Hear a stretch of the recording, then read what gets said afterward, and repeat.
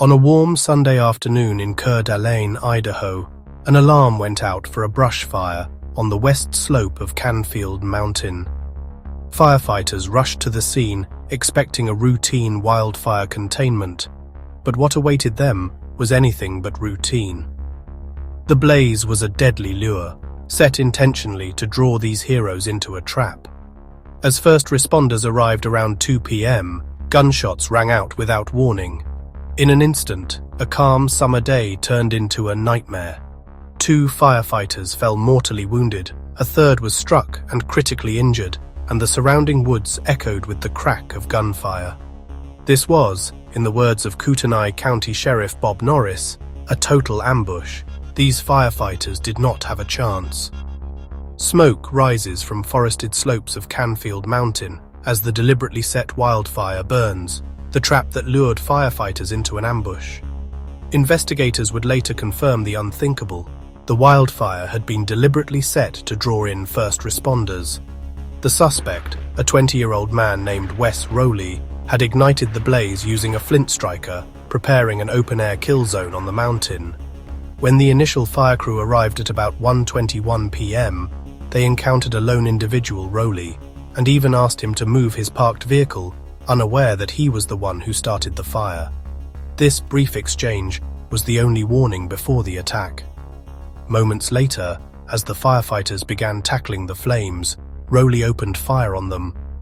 Sheriff Norris later described how the first responders came under gunfire almost immediately upon arrival. The shots were rapid and relentless, kicking off a sustained assault that turned the side of Canfield Mountain into a war zone. The firefighters, caught completely off guard, had little cover in the rugged terrain. Bullets tore through the brush. The crew scrambled for their lives, taking cover behind their fire engine and trucks as bullets pinged off the vehicles. In those chaotic first minutes, 2 veteran firefighters were shot dead before they could even comprehend what was happening. A third firefighter was critically wounded, bleeding as his colleagues desperately radioed for help and medical evacuation. Over emergency radios, other firefighters could be heard pleading frantically for backup. "We need help. We have 2 down. Sniper fire. We can't see where it's coming from," according to recorded dispatch audio.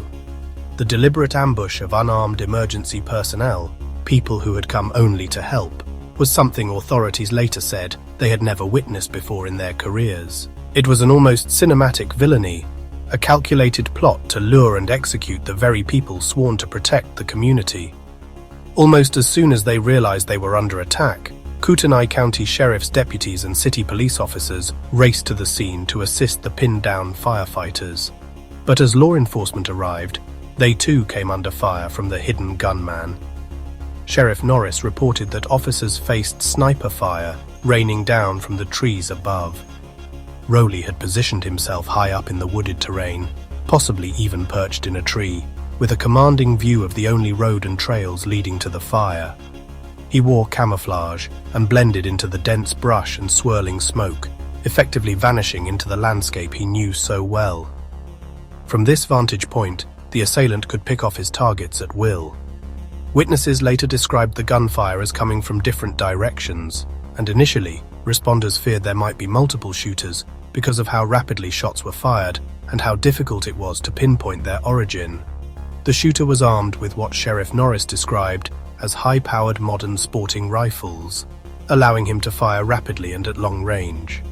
Authorities would later find a cache of weapons, a shotgun by the suspect's body, and evidence of rifles used, indicating Rowley had come well prepared for a prolonged fight. For hours, an intense firefight raged on the mountainside. The normally tranquil hiking trails of Canfield Mountain were echoing with gun blasts. Police units that swarmed in had to duck for cover themselves as bullets whizzed from the tree line.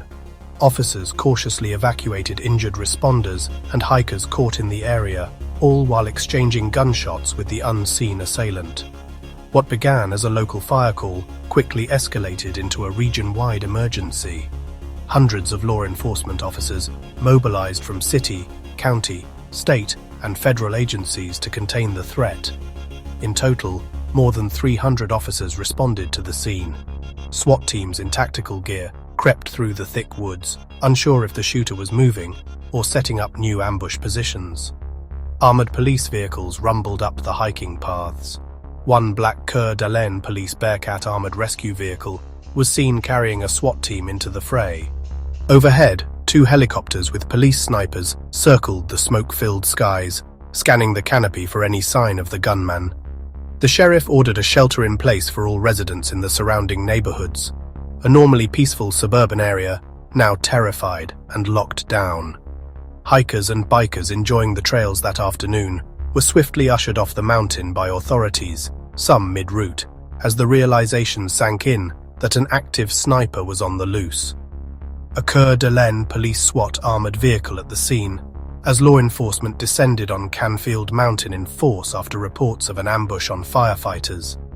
As this armed standoff unfolded, the wildfire itself, later named the Nettleton Gulch Fire, continued to spread, unhindered by firefighting efforts. Under normal circumstances, firefighting aircraft and additional crews would have attacked the flames, but now the fire had become a secondary threat. Crews couldn't immediately deploy aerial water drops because they feared the shooter might target helicopters or firefighting planes. "When I noticed smoke on the ridge, I wondered why no helicopters were responding," said one local resident. A text alert about the shooting soon answered his question. They're concerned about being shot at. The fire ultimately scorched about 26 acres, approximately 10.5 hectares, of steep forested terrain by the time it was contained. But thankfully, it did not reach any homes or structures on the outskirts of the city. The real battle on June 29, 2025, was not against the flames. It was against a gunman who had turned a quiet mountain into a killing ground. For several tense hours, law enforcement methodically tightened the net around the shooter. Gunshots had tapered off as afternoon turned to evening, but nobody could be certain if the assailant was hit, hiding, or lying in wait. Authorities used every tool at their disposal. Officers on the ground moved carefully through the rugged brush, drones buzzed overhead, and even cell phone tracking technology was brought in.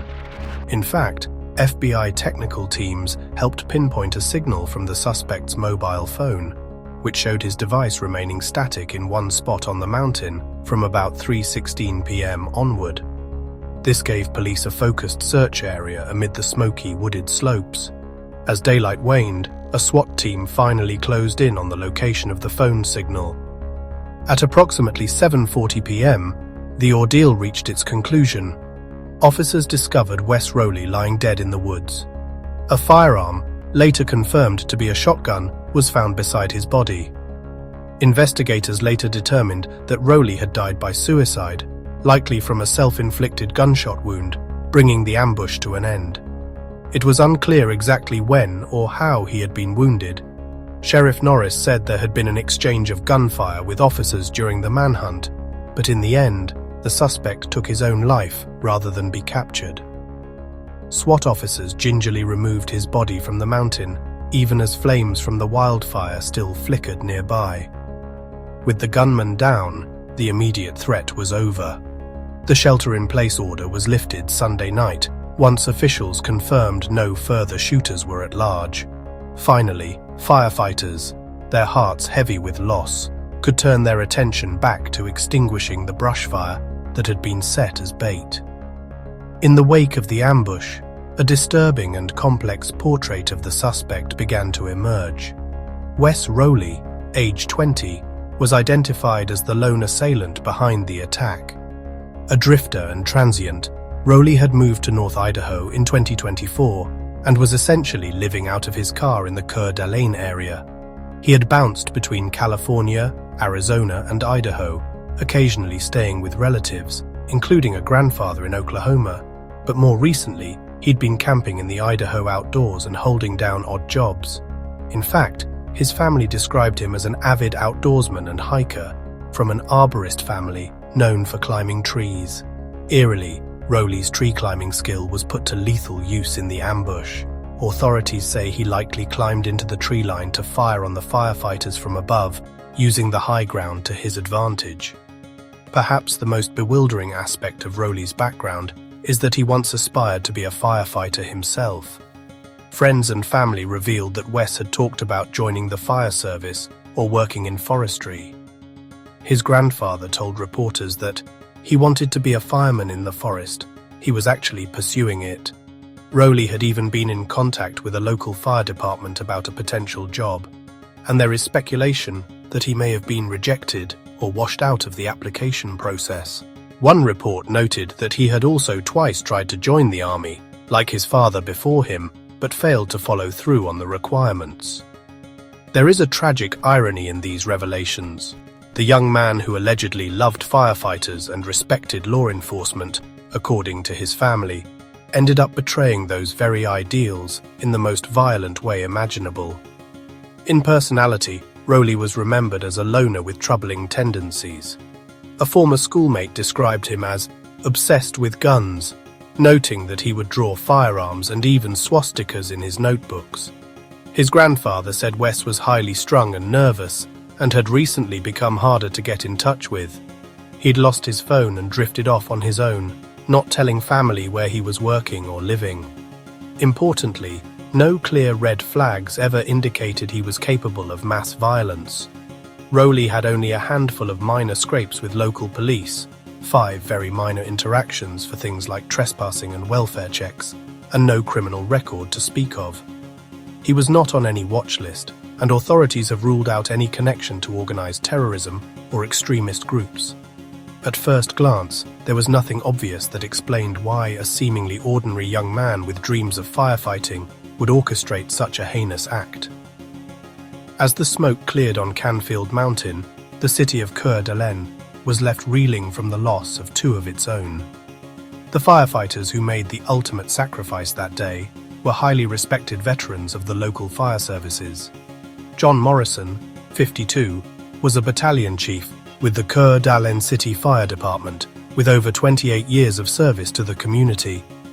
Frank Harwood, 42, was a battalion chief with the nearby Kootenai County Fire and Rescue, with 17 years on the job and a background as a National Guard combat engineer. Both men were family men off duty. Harwood leaves behind a wife and 2 children. The injured firefighter, Dave Tisdall, 47, a fire engineer with Coeur d'Alene Fire, miraculously survived his wounds. He endured 2 emergency surgeries on Sunday, and as of the latest reports, was in critical but stable condition, fighting for his life in the hospital. Tisdall's family has kept vigil by his bedside, and he has shown encouraging signs of recovery, able to open his eyes and acknowledge relatives, according to a statement they released. Outrage and grief washed over the community in equal measure. Never before had anyone seen an attack like this directed at firefighters. Idaho Governor Brad Little voiced the state's heartbreak, calling the incident a heinous direct assault on our brave firefighters, and noting, "All our public safety officers confront danger daily, but we have never seen a heinous act of violence like this on our firefighters before. This is not Idaho." The governor ordered flags across Idaho to be lowered to half-staff to honor the fallen, and condolences poured in from across the nation. That very night, just hours after the ambush, local residents spontaneously gathered on Interstate 90 overpasses, holding American flags and saluting as a solemn ambulance procession carried Chief Morrison and Chief Harwood from Kootenai Health in Coeur d'Alene to the medical examiner in Spokane, Washington. First responders from multiple agencies joined the miles-long procession, their emergency lights flashing in tribute in the dusk. It was a poignant show of respect, a visual affirmation that these 2 men died as true heroes. "Their families will need support," Sheriff Norris said, visibly emotional, emphasizing the depth of the loss for the firefighting community. In the days that followed, impromptu memorials of flowers and cards appeared at local fire stations. The Coeur d'Alene Fire Department hung a massive American flag from their ladder trucks as a symbol of mourning and pride. Communities throughout Idaho held moments of silence. Even in Washington, D.C., Idaho's 2 U.S. senators stood on the Senate floor to lead a moment of silence for the fallen firefighters, asking their colleagues for prayers for the victims and the wounded survivor. What was intended as a small news brief about a brush fire had become national headlines. a story of bravery and tragedy that resonated far beyond Idaho. As investigators sifted through the crime scene on Canfield Mountain and pored over Wes Rowley's background, one burning question remained frustratingly unanswered. Why? Why would someone lure firefighters, public servants, universally regarded as helpers and heroes, into a death trap? What could possibly motivate such calculated malevolence against people simply doing their duty? As of weeks after the attack, authorities have not determined a clear motive. "We have not been able to find a manifesto.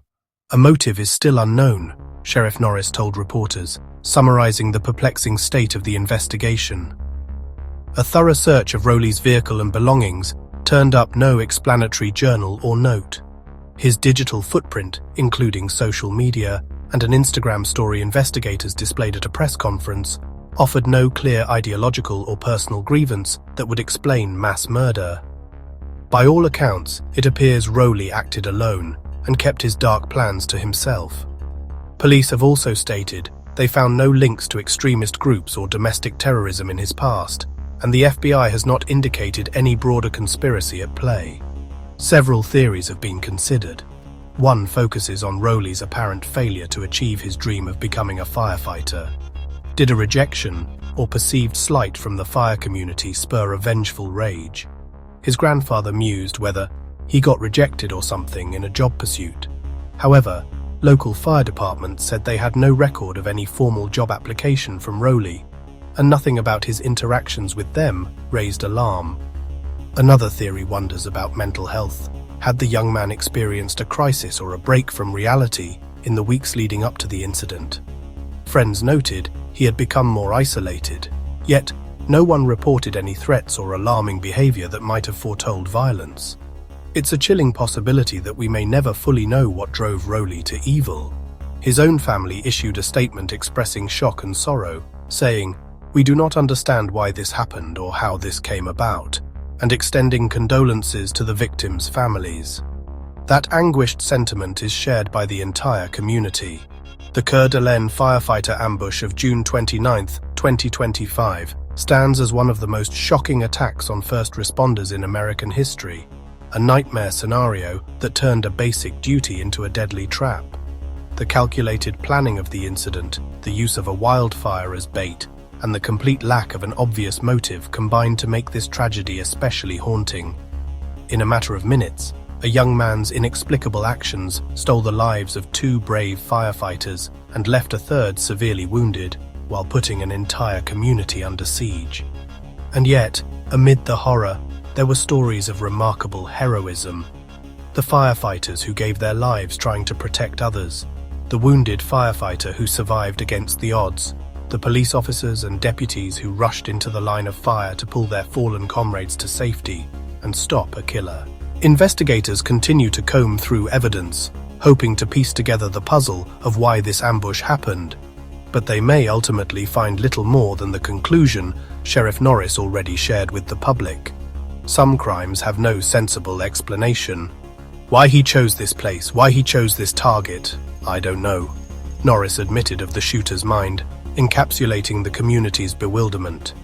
As Coeur d'Alene heals, the legacy of the fallen will not be forgotten. Fire Battalion Chiefs John Morrison and Frank Harwood will be remembered for their decades of service and their ultimate sacrifice. Their names are now etched on memorials alongside other heroes. And firefighters everywhere have been reminded that even in battling nature's flames, they may face man-made dangers in the unlikeliest of moments. In the end, this tragic story is a sobering testament to the risks first responders take and the unpredictability of evil.